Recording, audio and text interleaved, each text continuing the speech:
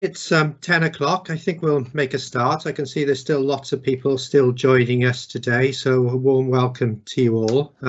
We've got an hour for today's session, so I think we'll crack on and make a start. So, bore da, croeso cynnes I chi gyd. Good morning and warm welcome to you all, and to the fifth session in our webinar on a series of poverty-related topics underpinned by children's rights and our commitment to the UNCRC.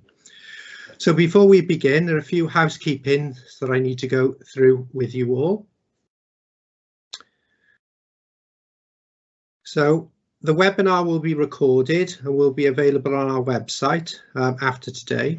Your camera and microphone will remain off during the webinar. However, you do still have the opportunity to ask questions.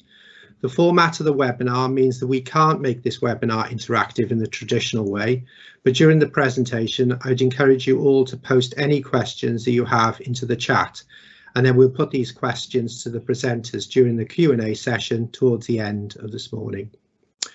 Because of this, can I ask that you only use the chat for the questions, please? I'd also like to confirm that we will send everyone an email with a copy of today's slides along with the recording. We aim to get these to you this afternoon or as soon thereafter. This email will also include links to all our previous poverty webinars, which I'm sure many of you have already joined, and information about our next webinar, which will take place on the 3rd of March, which has the working title of North Wales Community Support Hubs, Building Personal and Community Resilience Against the Effects of Poverty. Finally, towards the end of the presentation, we will post an evaluation form into the chat. The form only has 5 questions, and can I please ask you that you do take the time to complete this? We really value your comments as they inform our future webinars and the topics you want to hear more about. So please take the time to complete it, even if you've done this for previous webinars. So just a final reminder to post your questions into the chat during the presentation, and we'll answer as many of them as we can during the Q&A session towards the end. Okay, so today I'm delighted to welcome both Kate Aubrey from Children in Wales and Emma Phipps-McGill from Voices from Care Cymru. They're here with us today to share with you how both organisations are working in partnership to help mitigate the impact of poverty on the care experience community through the Getting Ready project. So, croeso cynnes I Emma and Kate. A warm welcome to Kate and Emma. And I think I'm handing over to you, Kate, to get us underway. Thank you.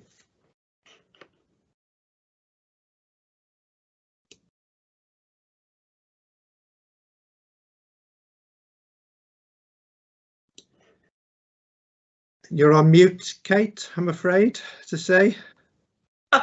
I'm sorry, it flicked back on.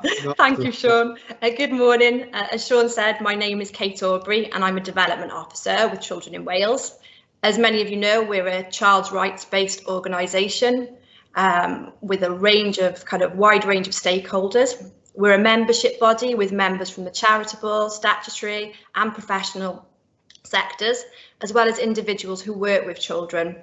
We work closely with the Welsh Government to ensure child's rights stay at the forefront of their decision making. So my background is social work, and I've worked in child looked after teams, child disability teams and intensive support teams for children on the edge of care in both Wales and England.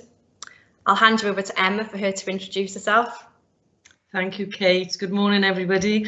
My name's Emma Phipps-McGill and I'm the Operational Director for Voices from Care Cymru. Voices from Care Cymru has been in existence for 30 years now within Wales. We are led by care experienced young people for care experienced children and young people. And we're a children's rights organisation with a children's rights approach and a UNCRC at the heart of everything that we do. We are an independent organisation and we have a national reach across Wales with sub-offices within North Wales. We're funded independently and provide a number of projects and services for our care experience community across Wales. And very much like our partners, Children in Wales, we have a strategic presence within Welsh Government, supporting them and ensuring the voice of our care experience community is involved in any developments or any decision makings that takes place that directly affects them within Wales. Thank you, Kate. Many thanks, Emma. So what are we going to cover today? We're going to start by defining the population. What do we mean by care experience, and how many people in Wales are currently in care? This will be followed by a discussion around the impact of poverty on care experienced young people throughout their lives. We'll then give a brief synopsis of the landscape of support for care experienced young people as they transition to adulthood. And then we'll outline how our joint venture, the Getting Ready project, works with young people and their support networks to try to reduce the impact of poverty. We'll show you our online resources for care experienced young people and foster carers. And then we'll outline the broad scope of Voices from Care Cymru's work with care experienced young people to improve outcomes. And finally, we'll touch on some of the ambitions for care experienced young people in Wales to reduce the impact of poverty. So when we talk about care experienced children and young people, who are we talking about? We're talking about young people who are being looked after by the state or were previously looked after by the state. In law, these young people are defined as looked after children or care leavers, but in consultation with young people, they stated the term looked after, frequently shortened to LAC, had negative connotations, and the term care experience was favoured. So just briefly, how does a child become care experienced? So under the Children Act 1989, a local authority will have gone to court and sought a care order. The court would need evidence of significant harm attributable to the caregivers, or that the child is out of parental control. And if the court agrees and an order is made, a child becomes looked after. The local authority then shares parental responsibility with the parents, but the local authority will make the decision about where the child is to live. So this graph illustrates the number of children looked after since 2003. As you can see, the number of children has been going up and in fact has almost doubled since 2003. Of these young people, this year 70% are in foster care, and of these 70%, 32% of these are placed with family or friend foster carers, otherwise known as kinship carers. So we'll now talk about poverty and its impact on this group of children and young people. Before a child even enters care, poverty is already likely to have had a devastating negative impact on their development. It could have a direct impact on their physical health through things like malnutrition or illness, and a child's mental health from living in a highly stressed home.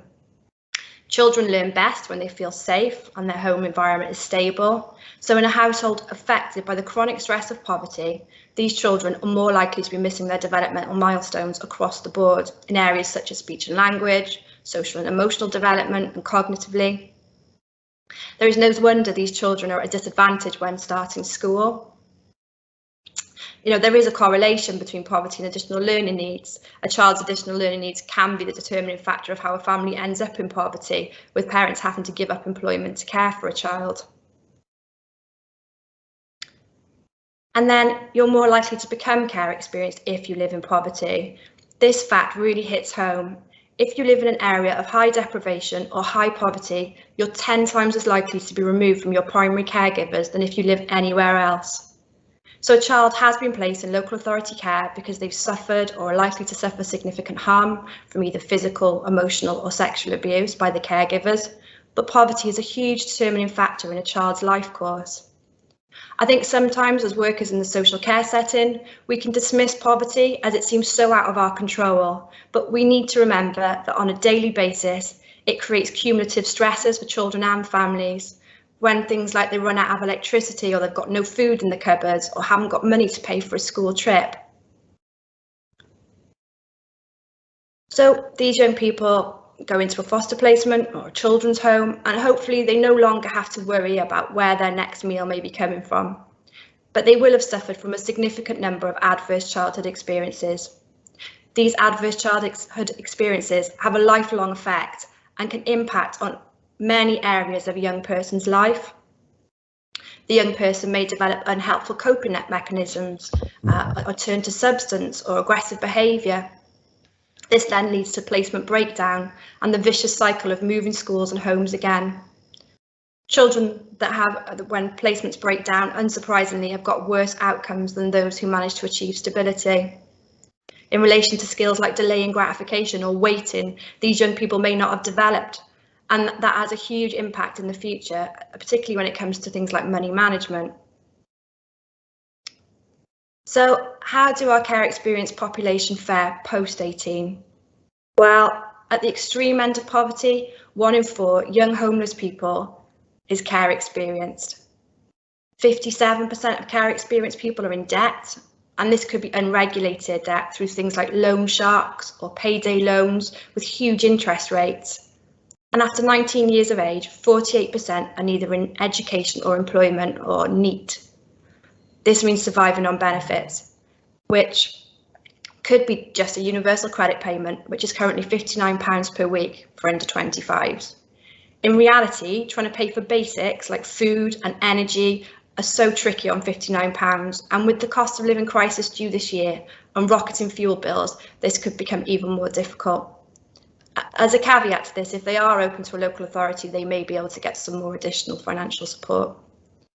If young people find work, they may be on 0-hour contracts, which adds another layer of complication. Or if the young person finds employment, their universal credit claim tapers off and then stops after 6 months.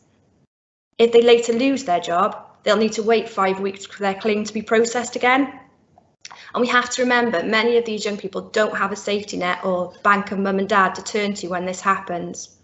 They can apply for advance payments, but again, they start off in deficit. So what's out there to support young people as they approach 18 years old? Historically, you'd have reached 18 and services would have stopped. But the legal framework in Wales now supports care experienced young people post 18. And local authorities can support young people with their consent until they're 21 or 25 if they're in education. And there's now a strong emphasis on housing and social services working together in relation to accommodation. So what's out there in terms of services to support young people leaving care achieve better outcomes and hopefully stay out of poverty? This list is not exhaustive, but examples include: if a young person still wants to be supported by a local authority post 18, they can have support from a personal advisor, and they'll have a pathway plan which will identify what support and resources the young person will need to transition to adulthood. This personal advisory service is mainly provided by local authorities, but sometimes by the third sector. In terms of accommodation, young people could go into supported lodgings or into training flats, or others may stay with their foster carers under a When I'm Ready arrangement. Again, this is up until 21 or 25 if the young person is in education. There are tenancy support teams or team around the tenancy projects run by housing associations or provided by third sector organisations like Trosgon or Plant, for example. This obviously differs between local authorities. Then there's the third sector and organisations like Shelter Cymru, Llamau, and of course Voices from Care, who provide a wide range of services to care experienced young people. So all of these services can offer various levels of assistance to young people on issues related to money management, benefits information, managing tenancies, etc. But even with this, there were still young people telling us they were worried about the future. They didn't feel ready for independence. They felt they lacked practical skills and emotional resilience. And the end of care for them was potentially another trauma. Many services such as tenancy support don't kick in until a young person moves into independence. So there's a lot of anxiety about feeling unprepared. I'm going to hand you over to Emma now, who's going to talk about our project. Thank you, Kate. So I don't know if you're happy to move on to the next slide for me, Kate. So the Getting Ready project, I think it's really important to acknowledge that the information shared so far really does highlight there's a need to break the cycle for our care experienced young people. And even though we can't eradicate the trauma or erase the experiences, I really do believe we can break the cycle of poverty by educating and upskilling our care community. The Getting Ready project really does aim to work and works to address that. The project, run as a collaborative approach by Voices from Care Cymru and Children in Wales, prepares care experienced young people for independent living and ultimately to prevent homelessness. From a strengths-based approach, not seeking to focus on the deficits we so often refer to when we're speaking about our care experienced young people, but really looking at their strengths and how these can complement their personal growth, knowledge and skills to live independently. We do this by building independent living skills, resilience, confidence, with a lot of focus on the young people being financially prepared, as well as supporting them to reach their aspirations through education, training or employment, while strengthening their networks through their communities. Ultimately, the project seeks to prepare and support young people when moving from care into independent living to reduce the risk and ultimately prevent homelessness. Thank you, Kate. So our care experience, our experience, I suppose, and our connections with young people, both as Voices from Care Cymru and Children in Wales, really does tell us the transition into independence from being care experienced can be one of the most traumatic periods in a young person's life. Whilst I suppose significant transitions can be stressful and emotionally difficult for anyone, we know that the less stability an individual has, the less resilient they are likely to be when navigating changes. So for care experienced young people, the transition to independence is far more challenging when compared to that of their non-care experienced peers. Many care experienced young people lack the ongoing parental support, guidance, financial capabilities and motivation that many of us take for granted. Equally, multiple placements often mean that young people fail to develop a robust peer support group of friends or build links to local, social or even extracurricular activities. Care leavers are therefore more likely to have difficulty with finances, display lack of independent living skills and face serious isolation when moving into independence. All these problems and issues combined can result in a breakdown of their accommodation, leading to homelessness. We also know that many of our young people will leave care and return to the family home or with extended family members. These young people still remain at risk of homelessness because support's not likely to be provided to help make sure the transition from care is smooth and achieve the ultimate goal of housing security and stability for the individual. Ultimately, how do we know this project works? Because young people have told us that their internal fears and concerns and feelings of lack of being prepared can sometimes result in that resistance to live independently. Therefore, we recognise the need to eradicate these issues. In consultation and in co-production with care experienced young people, we devised an approach that would allow us to build skills, grow knowledge and confidence, reduce isolation and build a community of support for our care leavers at early stages of transitional planning. So time can be taken at which to invest in planning, early intervention and preparation. And it is this that provides the fundamental aims of the project and its basis of the model of delivery. Thank you, Kate. So each young person accessing the service will be allocated a Getting Ready worker. The local authority will refer a young person or the young person can self-refer, but this should be at the earliest stage of transitional planning or if it looks likely that the current placement is going to break down, resulting in a leaving care situation. The project is particularly relevant for placements that need to be fast-tracked, as we know a pathway plan may be aiming to move to independence to be around 2 or 3 years away. However, it may need to be much quicker due to changes in circumstances.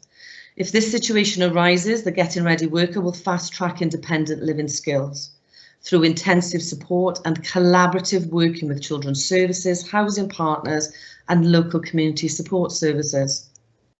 The project does complement the When I'm Ready scheme, providing a more intensive intervention which seeks to echo that support and guidance from non-looked after yet people who may receive this, living in a functional family setting. This will therefore seek to address some of the inequalities faced by care experienced population and try to eradicate that cliff edge which may occur for our care experienced community. On receipt of the referral, the Getting Ready worker will meet with the young person and undertake a strengths-based approach assessment and co-create an action plan in order to agree a pathway of intervention and support, always ensuring that the outcome of the intervention remains that which the child or the young person has outlined. The action plan will highlight the hows, the whats to ensure how the young person and what the young person needs to do to have the skills to maintain independence. This could include things like budgeting, paying bills, cooking, cleaning, laundry, connecting with utility providers, etc. I think at this point it's really important to note that, that the model of Getting Ready doesn't replicate any other current models of support. And this is because the intervention can begin at a much earlier stage. So really prior to living independently, therefore taking a much more proactive approach to preventing homelessness caused by failing tenancies. So through the delivery of the intensive support, the Getting Ready worker and the young person will co-review progress and identify a personal map of support. This could include peer mentors, community volunteers, family, personal advisors, social work, current placement tutors, etc. And together with the young person, we will also identify community support networks in an area where the young person will be living. Again, some examples of this could be through clubs, religious organisations, intergenerational projects, volunteering opportunities. And I think the purpose of this activity is to provide opportunities for the young people to meet with other young people, both those that are care experienced and those who are not, enabling them to develop that peer support network in the new community, inclusive, I suppose, of non-statutory organisations, in order to build that holistic support mechanism around them. Alongside the intensive support offered to young people, we have developed a suite of resources as part of the toolkit for care leavers to ensure and to support this safe transition from care and to enhance their overall financial capabilities. This part of the project is managed by and delivered by Children in Wales, which I allow Kate really to explain a little bit more about that further on. So I think it's really important to highlight that although this model has similarities to housing support approaches, it recognises that there are numerous reasons why young people fail, many of which do not seem explicitly related to tenancy on the surface. For example, that feeling of isolation, the lacking of community integration, the well-being, and the lack of financial capabilities. These are just 4 reasons why care experienced young people may not commit to or value accommodation. Our participation groups within Voices of Care have explained to us that if a young person feels that they do not belong, they are less likely to work hard to keep their accommodation. This can then result in antisocial behaviour, negative peer relationships, non-payment of bills and the incurrence of debt, and abandonment. But we believe through the delivery of the Getting Ready project, with the right support, an individual can integrate into the community, benefit from positive relationships with neighbours, networks and professionals. And I think it's important to have the Getting Ready project really considers all these factors, resulting in the development of life skills, not only those skills required to maintain a tenancy. Thank you, Kate. So the success and impact of the project really does work best when the Getting Ready project, local authority and the third sector all work in partnership, really ensuring that together we can complement each other's interventions, recognise expertise and take advantage of that to ensure the best outcomes for our care experienced young people. It is also better if the project is used as an early intervention, therefore recognising the pace and needs of the young person and removing that knee-jerk intervention we can sometimes find ourselves delivering. So I'll hand you over to Kate now to tell you a little bit about the workshops.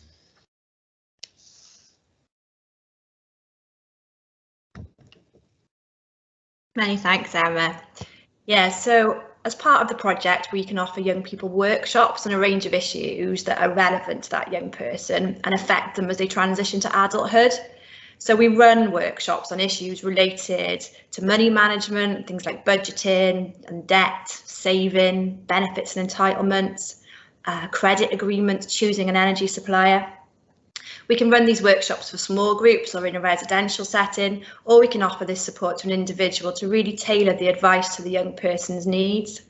This can't be a one-off piece of work, and this works, as Emma was saying, this works particularly well when it's being complemented by a Getting Ready project officer from Voices from Care Cymru, so that the learning that they're experiencing during a workshop is integrated into their real lives. We can run the workshop at the young person's foster home with the foster carer present, if this allows the young person to feel confident. And we can offer these as standalone courses or as part of a set, which we've branded the Ladder to Independence, where the young person is kind of building a portfolio of skills. And as young people reach transition age, foster carers also need a knowledge of what support is going to be available for their young adults, particularly if they're going into a When I'm Ready arrangement. A lot of foster carers were kind of advising us they didn't really have an understanding of the landscape of support for adults because they'd always kind of cared for children. And we want the foster carers to be able to have meaningful conversations with the young people who are living with them, and also to fulfil their role in supporting the young person gain independent living skills. So our workshops kind of replicate the workshops that we're running for young people around benefits, housing options. We've been working in partnership with local authorities and partner organisations to make them really relevant to the area. For example, we might run the workshop on education in Carmarthen with a local FE college. So this is just to give you a flavour of how our support works in reality. So B was in foster care when they were referred to the Getting Ready project. They were referred by their personal advisor in the local authority. And on initial contact with B, we scoped the support they felt was needed to transition from placement. And the following support was delivered in partnership with the young person. B was not in education or employment, but wanted to return to work. She had face-to-face sessions covering shopping, cooking, changing address on personal identification, and identifying networks of support to help her guide her way into independent living. She attended workshops with children in Wales to understand tenancy rights and responsibilities, taking on utility bills, budgeting, CV writing, benefits and entitlements, healthy relationships, kitting out a home, and how to stay healthy, physically and mentally, while living on her own. Training was also secured to help B progress her aim to return to work. B became pregnant a few months into the When I'm Ready arrangement. B was successfully moved to their own accommodation, and using a combination of the Leaving Care grant, the discretionary fund and baby bank, furnished their own home. B received a care package from Voices from Care Cymru. She was supported to set up her utility bills and change of address, and she was connected with baby groups in the area that were made through the baby bank support. And she'll be continued to be supported to ensure that she has a successful transition into independent living and maintains her tenancy. I just kind of wanted to include that because it's an example of kind of how holistic the service can be and the level of support that can be provided by the project. So here's a few comments from young people that demonstrate their appreciation. I feel that you're a safe person to speak to when I've got issues around housing, and that you'll talk things through ways to solve them. Although I'm not yet living independently, my Getting Ready officer has supported me to get ready for when I do. I've gained confidence to do things independently. Even through the lockdown, they continue to help me stay on track with my college and get good grades. I know I can always go to them for support. Just having you there and giving me someone to speak to if I have something on my mind, and for encouragement and guidance, giving me opportunities, the Getting Ready project has been what I think a family member would do. And just a few comments from professionals about the project. Working with the Getting Ready project has been an invaluable service. It's helped so many of the young people I support as well as myself. I found the Getting Ready officer to be approachable and helpful. Nothing is too much trouble. It's an excellent concept and a genuinely much needed service. I cannot express my gratitude enough. Thank you so much for all the support for young people referred. They've gained so much and the positive changes in them have been outstanding. It's so rewarding when you can help a young person, and I'm glad I've been able to refer them both to you. I've heard nothing but praise about you from them both. So alongside the workshops and the direct support, as Emma said, we've developed resources, online resources. Feel free to click on any of the links now and have a look. We've developed, I think it's about 32, and they're Padlets, which are essentially online notice boards with relevant organisations and information that we've developed around issues such as benefits and entitlements, housing rights, staying healthy, food shopping, budgeting. We're hoping to embed these in a website in the very near future, but at the moment we'll send you a list of all the individual links. Unfortunately, loading them whilst in the webinar seems too much for our computers to process. So 6 of the Padlets are specifically aimed at local authorities. So if you work in Carmarthenshire, Anglesey or Caerphilly, you've got bespoke information. And if you're in the Vale of Glamorgan, it's on its way, as well as Powys. But hopefully in the next financial year, we can extend this and make even more local authority specific information. So this is what they look like, just in case you aren't able to access. This is an example of the benefits and entitlements Padlet. Essentially, the information is in columns, and there's scroll bars on the side of each column where you can get more information, and then a scroll bar at the bottom where you can scroll along and get more columns. Like I said, the links for all these Padlets will be sent out after the webinar, and they're meant to be dynamic. So if you think a link to your organisation would be beneficial for any of the young people we're working with, please drop me an email and I'll add it to them. And this is free for everybody to access, so please share as widely as possible. I think one of the things that sometimes young people are missing is knowing where to go when they no longer have support. So these resources could be really useful when a young person at 25 is leaving care and is kind of completely on their own. So these are some of the outcomes that young people have achieved whilst in the project.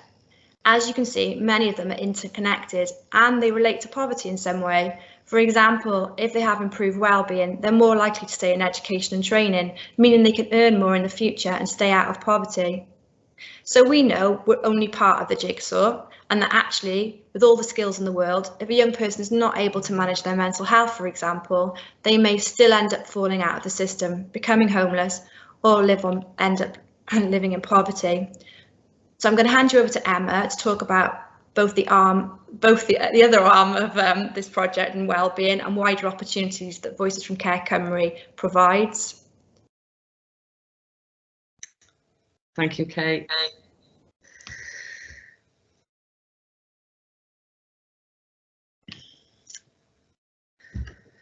So the National Wellbeing and Mental Health Project within Voices from Care is a 3-year pilot project. It's funded by the National Lottery and has a national reach across Wales. It is for care experienced children, young people, and it has been devised by care experienced young people. It provides a single point of access in order to support young people with low-level wellbeing and mental health issues.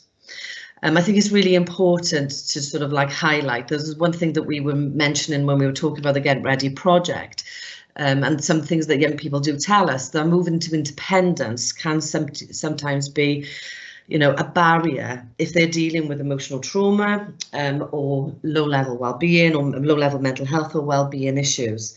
Thank you, Kate. Sort of working in tandem here, aren't we? So why did we look at a national wellbeing service, and particularly for our care experienced young people? So during 2018, we engaged with 244 young people who attended our participation events and our influencing. They really highlighted to us there was a lack of, I suppose, consistent and sustained wellbeing support. to really support them for their long-term emotional development, particularly for care experienced young people. You know, this has become part of Voices from Care Cymru's manifesto, and it's something that we are really driving forward, is that recognising the need of that bespoke service for our care experienced community. The young people also told us that, you know, being in care does make them more vulnerable to addictive behaviours, exploitations, negative relationships, and building sort of those peer relationships with negative groups in societies. What they also told us is that they felt that their lack of skills and their abilities to sort of disassociate with that was lacking.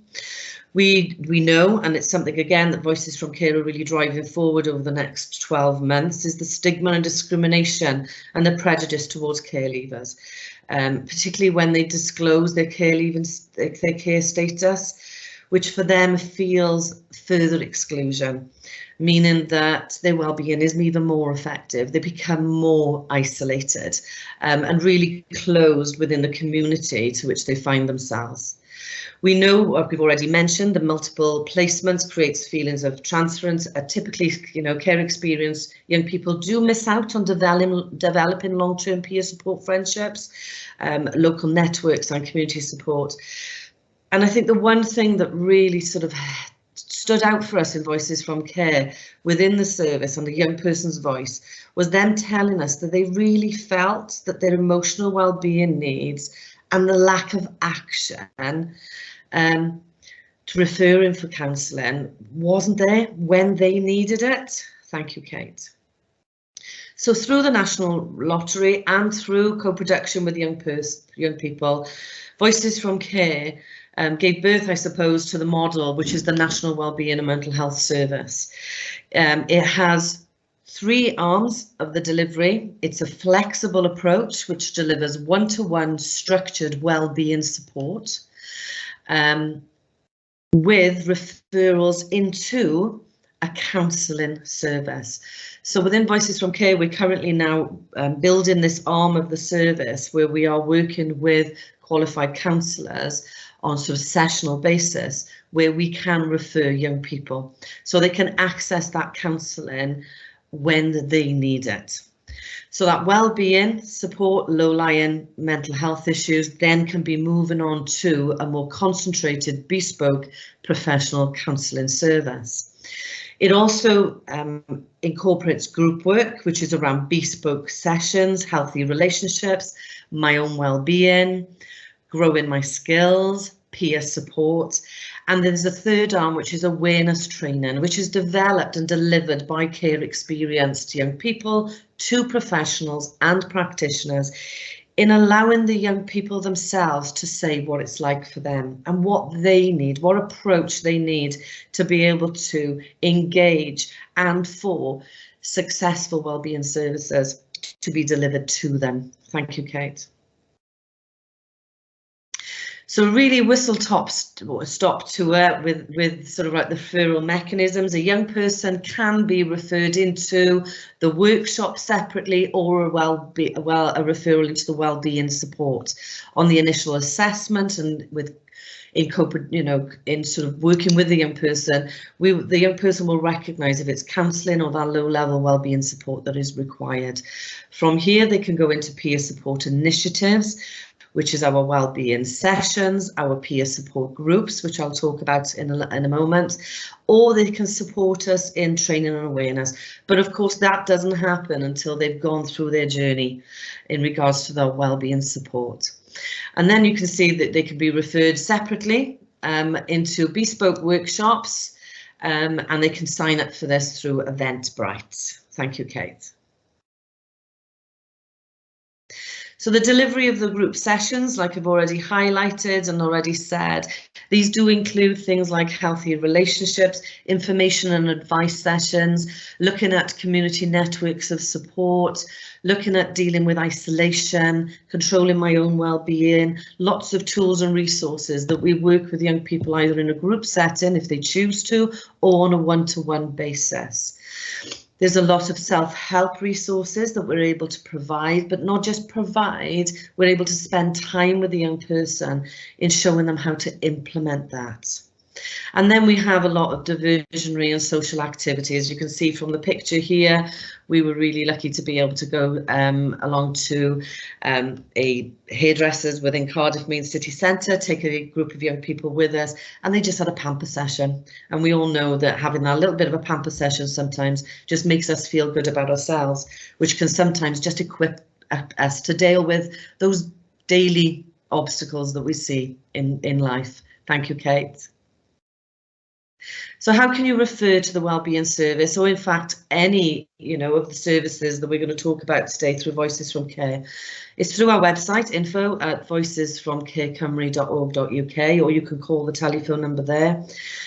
You can click on the make a referral function. This will bring up a referral form for you, which will be emailed then directly to our referral administrator, which is Lucia. She will then contact you after contacting the young person and gaining the consent for the project intervention. Thank you, Kate. So alongside this, the peer supports that I've already mentioned, Voices from Care Cymru were very successful and continue to be successful in the development of a parent peer support group. So this parent peer support group has really made strides in supporting Cardiff University, Dr. Louise Rogers, in the implementation of the Parent Charter in Wales. Parents were telling us that being care experienced and also being parents really put them on the how can I word this, trying to find the right word, sorry, really put them under the critical view then of children's services, and we know that their children are more likely to enter the care system. So we built this peer support network, which is really informal. The young people and their children meet on a fortnightly basis. They engage in activities. It's a coffee morning. They share peer support, and they welcome visitors, people to chat with them, people to consult with them in order to influence change in Wales within those decision-making processes. And I think the success of that peer support group really led Voices from Care to work with young people to see where we could expand our groups. So we now have a peer support group working on the same basis for care experienced young people who are students. And these young people come from Cardiff University and Swansea University. Again, they meet informally. They work together to provide peer support, but they also work with us in Voices from Care in telling us what those successes were that allowed them to be in further and higher education. What were the fundamental factors that allowed them to progress and be successful within their education? And it is this that we look to seek to fill those gaps for the care experience community we're currently working with, where we want to be able to raise aspirations. Thank you, Kate. So I think fundamentally, every group, we have our LGBTQIA+ group, which is looking at and bringing young people together, looking at their experiences. We have our care leavers group, which particularly really informs our work here with the Getting Ready project and how we should develop it, but also in supporting strategic levels of influence in regards to the care leavers' needs. Thank you, Kate. Then we have, I think there was one missing there in regards to our criminal justice group. So this is basically young people that have had experience of the criminal justice system. And I think for us, this is really fundamental because we know there is a high proportion of young people in prisons today that are care experienced. So we are looking to understand those push and pull factors, but also by bringing young people together to be able to share experiences and again gain that peer support. So those peer support groups happen on a monthly basis. Our parent one is fortnightly at the moment because they're really busy doing some work with the Senedd and with some ministers and with Dr. Louise Rogers in regards to the implementation of the Charter. And anybody can you can refer to those peer support groups. They are very successful, they're very informative, there's a lot of fun that takes place within them.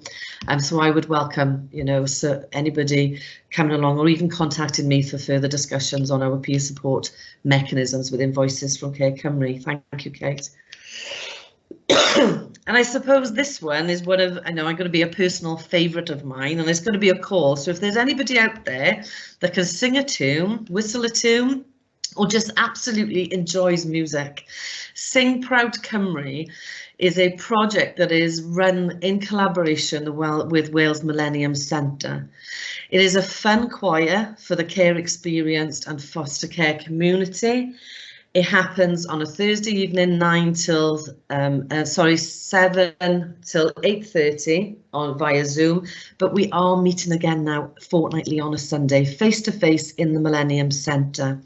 It is not just a care experienced community, it is that, and this is why I made the call, for professionals, for foster carers, for foster care siblings to come together and really have fun through music. It is a really successful project. It is light-hearted and it gives you that feel-good factor. Sing Proud Cymru has performed and has a number of engagements coming up this year. So I would say, you know, it doesn't matter. You don't have to be care experienced. There's no excuses. Please contact us if you think this is something that you would love to engage with. We really do welcome members. And particularly for our care experienced community, it really does for them break down that stigma, because they're engaging with that non-care experienced community that's around them. Thank you, Kate. And I think really, you know, to sort of finish off our participation events, I think we've all had struggles throughout the year engaging with our service users, or our, you know, particularly through the COVID restrictions, etc. But one thing I'm really proud to say is Voices from Care Cymru really took online to a next level. And over the last year, we have delivered virtual sleepovers, where we had over 60 young people, children, young people attended. We had virtual Halloween events. We've had, and it now has just taken place again, our advisory group residential, which looks at, you know, our influencing and mapping out where we need to be in driving forward those issues for care experienced young people in Wales for the next year. We did a 12 days of Christmas event, which again was online. We've done art sessions, wellbeing sessions, our Summer of Smiles, which particularly for me was quite emotional this year when you see the gates open to our events and seeing the young people running across, because it's the first time we'd really seen them sort of like within 2 years from behind a computer screen. And I've already mentioned Cascade Voices and our work and connection with Cardiff University and the Cascade research arm. Voices from Care have a standalone group that really supports Cascade Voices and Cascade in developing those research programs and Easter events. So overall, you know, young people can link with Voices from Care to undertake volunteering, influencing, or become a member. I think the most important thing to highlight is it's a children's rights organisation that really wants to influence and make better the care community for children and young people in Wales. So there are lots of opportunities on offer. Thank you, Kate.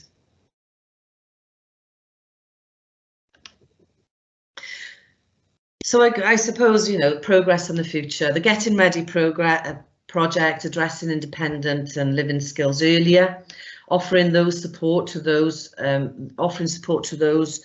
you know, that may have other services.